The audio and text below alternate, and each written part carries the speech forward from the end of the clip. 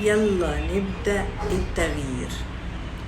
اوعى تفتكر ان انت مهما شبعت في الوجبة اللي بتاكلها دي ان انت مش هتجوع تاني.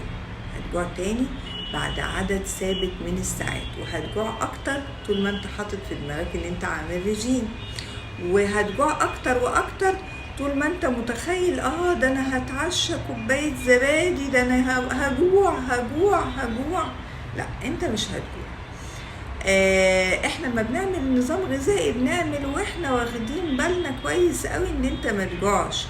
تجوع بقى دي لانه انت سايكولوجيكالي حاطط في دماغك انك هتجوع، يا اما انت بتقارن بفترتك القديمه. فالتغيير ان احنا ما نبقاش جعانين، لكن اوعى توصل للشبع. لو عرفت تكويت الوجبه اللي انت بتاخدها دلوقتي تسيبها في نص كميتها، تأكد ان انت واحدة بواحدة المعدة بتصغر، واحدة بواحدة احساسك بالجوع بيقل، واحدة بواحدة بتتعود. طب هتعود في يوم ولا 2؟ لا، انا هتعود في شهور. فنبدأ التغيير، نبدأ الدايت، ننسى وما نخافش من كلمة انا لسه ما شبعتش. مش هتشبع، لازم تفكر تقول انا جعان ولا لا. ويلا بقى نكمل في التغيير ده.